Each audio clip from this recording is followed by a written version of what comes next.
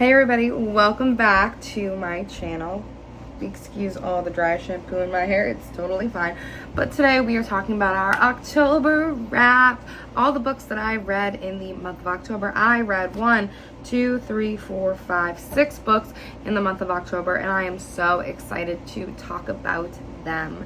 And if you guys enjoy this content, let me know down below. So the first book I read in the month of October was the Song of Achilles by Madeline Miller. This book, if you know, you know, but this book has literally plagued all of book talk, all of Facebook reels. Anywhere that you get book content, you have seen this book. I've seen copies of this book that have the most beautiful covers, but I saw this at Target and I had to actually buy it brand new. As you guys know, I don't buy a lot of my books brand new, but I had to have this one. I'm sure you guys have heard so much about this book, but if you haven't, if you've been living under a rock, this book is about the myth of the god Achilles and his super duper hardy strength, and it touches on the war about Helen of Troy, where she disappeared and literally sent the whole Roman world into just a catastrophic war. And it was really, really good. I can't lie, it did take me about 50 pages to actually get into it, just because, you know, I've been reading little poppy romance books and thrillers, so this language was a little bit harder to get into for me. But once I got into it, I could not put this book down. This book had me slam the book shut at the end and just... I was speechless. I was absolutely shook at the end. I cried. I literally texted my friend and I was like, oh my God, this book. It is so good. And one of the really exciting things about this book also is that it is a queer novel, and I really, really enjoyed it. I'm definitely going to have to add more queer novels to my repertoire. So if you guys have any recs for queer novels down below, let me know, please. The second book I read in the month of October was Then She Was Gone by Lisa Jewell. I have heard so much about this author. This is the first book I've ever picked up by her, and I definitely need to read more. If you guys haven't heard about this book, it's literally about a mom whose daughter went missing about 10 years ago. They have no idea what happened to her. They assume she's dead, but they don't know for sure. And she meets this little girl who is the spitting image of her daughter. So things get weird, just to put it out there. Things get weird. But this is a thriller book. It was so good. From the jump, I literally couldn't put this book down. I could not put it down. It was so freaking good. If you love thrillers, you gotta read this one. The next book I read in the month of October, book number 3, was Layla by Colleen Hoover. I have a complicated relationship with this book. I really do. Everyone, after reading Verity and liking Verity so much, told me to read this book. The jury is still out, honestly, on whether I liked it or not. I can't lie to you. I don't know. I put it back on my shelf, but I don't know if I'm ever going to read this again. I feel like I kind of enjoyed the story, but then it got really weird, and just not in the good, weird way. So basically it's about this guy named Leeds who meets this girl, Layla, and they basically fall in love immediately at her sister's wedding. And they are convinced they're going to spend their lives together until there's an unexpected accident that happens. And he's nursing her back to health from this unexpected accident. But they go back to the place where they met, and some weird paranormal shit starts happening. And that's where Colleen Hoover lost me. I'm not like the biggest Colleen Hoover fan. I have liked some of the books that I've read by her. I have also not liked some of the books I've read by her. But this one, I don't know. Everyone hyped this book up for me and it just fell flat. The paranormal stuff was weird. It was weird. I don't know. I don't know. Book number 4 that I read in the month of October was Daisy Jones and the Six by Taylor Jenkins Reid. I didn't think I was going to like this book.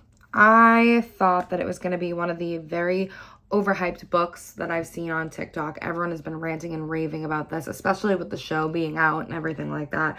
Everyone's been ranting and raving about this book. So this book is set up in an interview format, which honestly, I really liked. I really, really, really enjoyed it.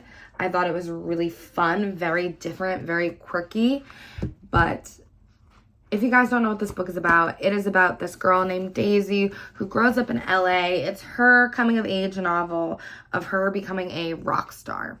And it goes through the trials and tribulations of her life and up until she meets the band called The Six. And it talks about their rise to fame as well. So these two bands team up and chaos ensues, obviously. And we talk about all that chaos. And honestly, it was really good. I really, really, really liked this book. This is definitely going to be a reread for me. I also did watch the show actually right after I read this. And the show was really good. They did a couple of things that made me upset. But, you know, that's how the adaptions usually go. But for the most part, it was pretty spot on. And it was really, really good. I really enjoyed this book. This is the second Taylor Jenkins Reid novel that I've read. The first one being Seven Husbands of Evelyn Hugo. And I really like her writing. I really love the writing style. So I'm definitely going to have to read more. Book number 5 that I read in the month of October was The Housemaid's Secret. This is the sequel novel to The Housemaid. My friend actually gave this book to me before she moved to Nashville. But we have been obsessed with The Housemaid. We were both obsessed with The Housemaid. So creepy. So this is the follow-up sequel thriller novel to that book. And honestly, it really kind of fell flat for me. It was not as creepy as the first one. It was very just, like, I felt like there could have been so much more build-up and everything like that. The twist at the end was a twist, but it wasn't like a surprising twist. It was like, oh yeah, you know, that's par for the course. It makes sense. It really kind of fell flat for me, if I'm being completely honest with you. It wasn't as good as the first one. And I know people always have conflicting opinions about Frida McFadden's books. I read Never Lie. I really liked it. The Housemaid, I really liked this one. Meh. You know, I could have lived without reading this book, frankly. But there are a couple other ones by her that I want to read as well. And the last book that I read in the month of October is Twisted Hate by Anna Huang. I loved Twisted Love. Twisted Games was pretty good. It wasn't great, but it was pretty good. So this is the 3rd book in the Twisted series. And oh my God. Twisted Hate. I'm telling you, reading this 500-page book, it is full of rage and passion and emotion and lust, and it is so spicy. It is literally like one of the spiciest things that I've ever read, which isn't saying much. I don't really usually read spicy novels. But oh my God, there is literally nothing better than an enemies to lovers trope. There is literally nothing better, and you cannot convince me otherwise. You really just can't. This was so good. So freaking good. And of course, we're going to talk about my hopeful TBR for the month of November. So I've kind of fell into a reading slump, if I'm being completely honest with you. I had so many books on my TBR that I wanted to read, and I kind of really fell into a slump. So right now, I'm just mood reading for whatever I want to read. Of course, I have 100 unread books on my shelf right now, so I'm kind of just mood reading to get me back into it, and then I'll plow through some of the other books on my shelf. I actually did DNF a book this month called Gone So Long by Andrew Dubois III. I just have not gotten into it. I'm going to revisit in a little bit because everyone talks about this book and says that it's really, really good. So I'm going to revisit it eventually, but I want to get myself out of this slump. So we'll talk about the next 6 books on my TBR for the month of November that I will be mood reading. Okay, actually I have 7 on my TBR for the next month to hopefully you know, get through my little reading slump and to up my game. You know, I'm always trying to read more books every single month. I've kind of plateaued between 5 and 6, so I really want to push myself to read 7. So up first on the November TBR is going to be Twisted Lies. We're just going to go through, we're going to finish the series. This book is 550 pages, so we'll see how this goes. Hopefully the end of the series is as good as the beginning of the series. I have high hopes. Next up, we're going to finish off another series with Things We Left Behind by Lucy Score. I read the first 2 Knock 'em Out books so freaking fast, and I just want to finish up this series. Hopefully this one's good. I've heard not great things about it, honestly, but you know, they can't all be masterpieces, right? And then I'm going to finish up another duo because I've read the book so long ago and I still remember what it's about, but I just found this. It is One of Us Is Next by Karen M. McManus. So I want to just go ahead and go through this and finish this duo out. Next, I want to read Malibu Rising by Taylor Jenkins Reid. I heard really, really great things about this, so hopefully this is another wonderful book like Seven Husbands. I'm really, really hoping. It seems like it's giving that kind of vibe as well. And then Tomorrow and Tomorrow and Tomorrow by Gabrielle Zevin. Is that how you say it? I believe so. I've heard mixed reviews about this book. It's, you know, a little gamer girl book, so of course my little gamer girl heart had to buy it.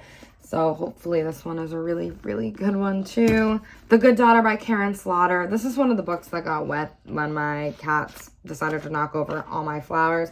But the last book that I read by Karen Slaughter was so freaking incredible that I need to read another one by her. This one is a longer one. It's about 500 pages, but I really need to read this book. This has been on the TBR for a while. And then last but not least, Meet Me at the Lake by Carly Fortune. I've heard mixed things about this, but I saw it at Savers for $3.50, and so I decided to pick it up.